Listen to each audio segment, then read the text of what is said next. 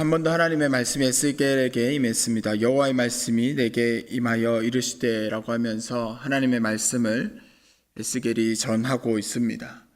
그 계시는 거짓 선지자들에 대한 경고였습니다. 에스겔도 선지자 예언자였는데 또 다른 예언자들에게 경고하고 있습니다. 이때 당시에 하나님의 말씀을 직접 받아서 전하는 예언자도 있었고요. 기록에 따르면 이때 당시에도 예언자들 가운데에 배워서 하는 예언자 학교 같은 것이 있었다라고 합니다. 우리 교회에서는 전혀 관계없는 이야기이지만 세상 속에 있는 무당들도 진짜 신을 받아서 하는, 물론 거짓된 신이겠죠. 그 신을 받아서 하는 무당도 있고 배워서 하는 학습 무당도 있다라고 합니다. 어쨌든 거짓된 예언을 하던 자들에게 경고하고 있습니다. 그들은 자기 마음대로 예언하는 자라고 기록하고 있습니다. 예언이라는 것은 하나님의 말씀을 받아서 대신 전해주는 것입니다.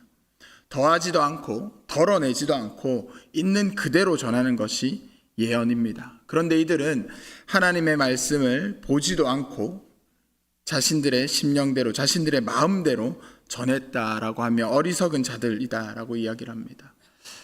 우리가 뉴스나 언론 보도를 볼 때에도 경계해야 하는 것이 가짜 뉴스들입니다. 정확한 사실을 체크하지 않고 때로는 오히려 자신들에게 유리한 모습으로 편집하고 왜곡해서 전하는 것들이 있을 때가 있습니다. 그러한 것들이 들려질 때에 어떤 영향력이 있을지, 그것을 듣는 사람들에게 어떠한 또 삶의 변화가 있을지는 고려하지 않고 자신들에게 이익이 되는 것들, 자신들이 그것을 통해서 얻을 것들에게만 집중하기 때문에 이런 현상이 나타납니다. 그런 거짓 예언자들을 향해서 하나님 오늘 여우 같은 자들이라고 이야기를 합니다. 이들은 위기의 때에 백성들을 위해서 한 것이 아무것도 없습니다. 무너진 터 위에 올라가지도 않았고 성벽 재건에 동참하지도 않았습니다. 예언자는 하나님의 말씀을 전하는 것만이 아니라 그 말씀을 함께 동참하면서 하나님의 말씀을 따라 살아야 했던 자들입니다. 그런데 그들은 전혀 그런 영적인 책임을 다하지 않고 공동체가 무너져도, 공동체 가운데 하나님의 심판이 임해도 전혀 요동하지 않고 오히려 자신들의 이익을 위해서만 예언했습니다. 민족을 사랑하는 마음이 전혀 없었습니다. 자신들의 이익을 위한 것만을 고집했던 자들입니다. 이스라엘 백성에게는 전혀 관심 가지지 않고 본인들의 삶에만 관심을 가졌습니다. 그러면서 오히려 이들은 뻔뻔하게 여호와께서 말씀하셨다, 이것은 하나님의 말씀이다 라고 하면서 대언을 하고 있는 거죠. 거짓된 점괘를 보면서 사람들에게 인기를 얻을 만한 것들, 이런 얘기하면 사람들이 나를 좋아하겠지, 이런 이야기를 사람들이 좋아하겠지 라는 것들만 전했다라는 겁니다. 여러분, 정말 용한 무당이 어떤 무당인지 아십니까? 우리가 듣고 싶은 얘기해주는 무당이 용한 무당입니다. 사람들의 심리를 교묘하게 이용하는 거죠. 사람들은 사실 본인 마음 안에 결론을 지어 놓습니다. 이런 얘기를 듣고 싶어 합니다. 그런 얘기를 해주는 사람을 좋아합니다. 그리고 나서 나중에 혹여나 그 점괘가 틀리면 그런 사람들은 역시 무당은 가짜야 라고 하지 않습니다. 그 무당의 말은 옳았는데 그때부터 이제 삶을 되돌아보는 거죠. 혹시 이 일이 아니었을까? 혹시 이 사람이 귀인이 아니었을까?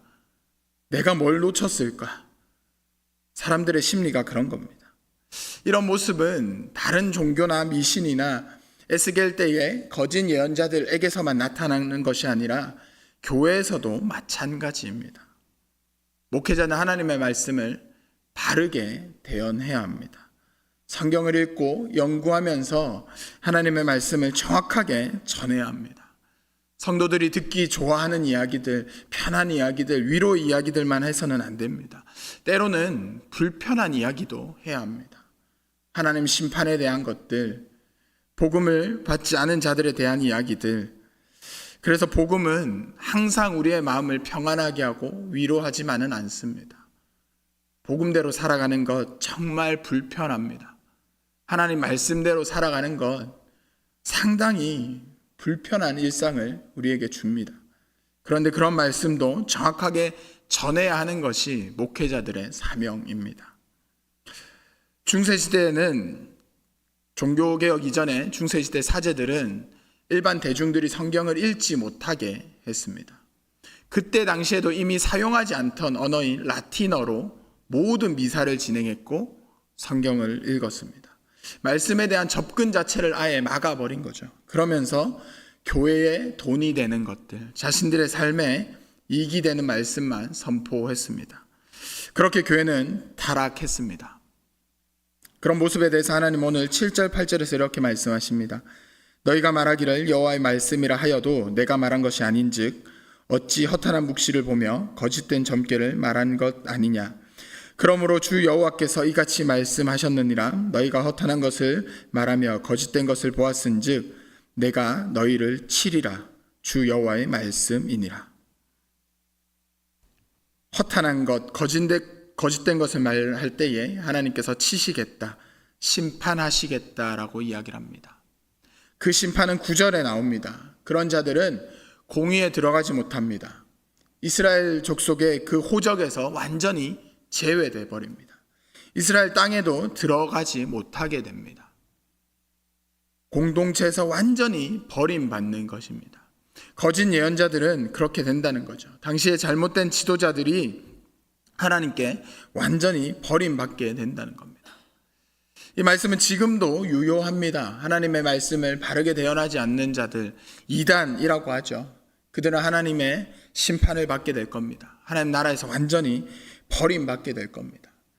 목회자가 더 열심히 준비해야 합니다. 더 깨어 있어야 합니다. 그런데 성도들도 마찬가지입니다. 함께 예배하는 교회 구성원들 모두도 마찬가지입니다. 제가 사역하다 보니까 그런 성도님들을 본 적이 있습니다. 본인이 좋아하는 부분의 성경만 유독 열심히 읽는 분이 계셨습니다. 성경 전체를 일독을 하지는 않으셨는데요. 그분은 그 부분의 성경은 정 100독 이상 하신 분이셨습니다. 제 사역의 연수가 짧을 때여서 그럴 수도 있겠지만 그 성경의 부분에 대해서는 정말 목회자로서 부끄러울 정도로 저보다 더 잘 아시는 분이셨습니다. 위로의 말이었고요. 평안을 주는 메시지였습니다. 그분은 그래서 하나님 앞에 죄에 대한 두려움이 없으셨습니다. 때로는 그분의 말에 상처받는 분도 계셨고 때로는 그분의 행동에 교회를 떠나려고 하시는 분도 계셨습니다. 근데 죄에 대한 두려움이 없었고 다른 사람에 대한 사랑에 대한 그 메시지를 알지 못하다 보니 그런 모습이 나타났습니다. 뿐만 아니라 하나님께서는 목회자만이 아니라 모든 그리스도인들을 통해서 하나님의 말씀이 전해지기를 원하십니다. 복음을 전하는 것, 하나님께서 우리 모두에게 주신 사명입니다. 정확한 이야기를 해야 합니다. 예수 그리스도를 통해서 구원을 얻는 그 진리에 대해서 우리는 정확하게 이야기해야 합니다. 복음을 전할 때에 하나님 믿으면, 예수 믿으면 삶이 평안해진다, 형통해진다, 좋은 이야기도 있지만 그렇지 않으면 심판에 처한다라는 무서운 이야기도 때로는 해야 합니다. 물론 방식은 이제 달라져야 합니다. 아주 오래전의 방식이 지금은 적용되기 어렵습니다.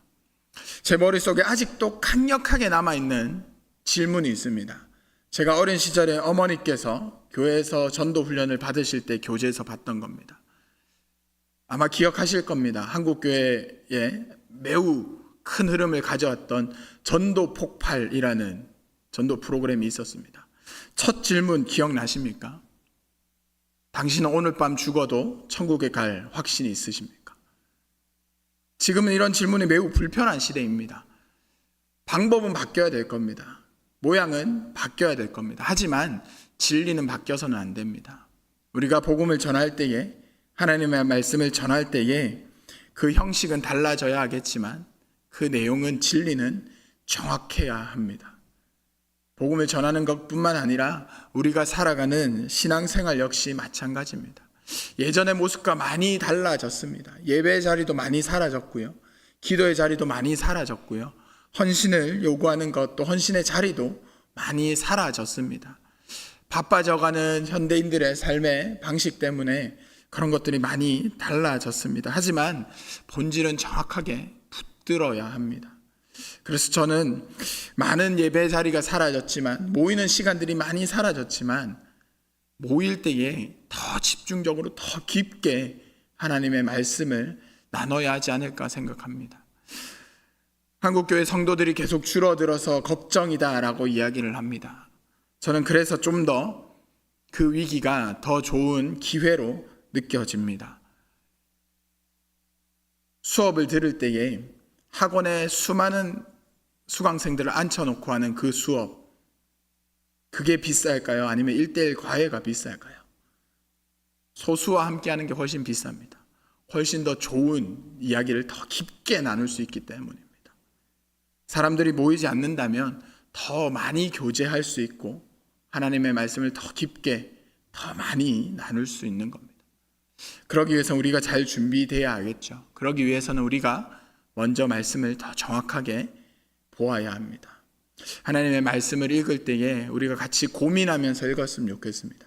하나님의 말씀을, 또 그 복음을 살아낼 때에 하나님께서 우리에게 주신 말씀이 무엇인지, 나의 마음의 평안, 또 내가 생각하는 대로가 아니라 하나님께서 의도하신 대로, 주님께서 우리에게 주신 대로 말씀을 읽으며 그 말씀을 하나님께서 기뻐하시는 방법대로 살아내는 우리가 되었으면 좋겠습니다. 그렇게 오늘 하루도 하나님의 말씀대로, 주님께서 기뻐하시는 모습대로 살아가는 우리의 모습이 되기를 축복합니다.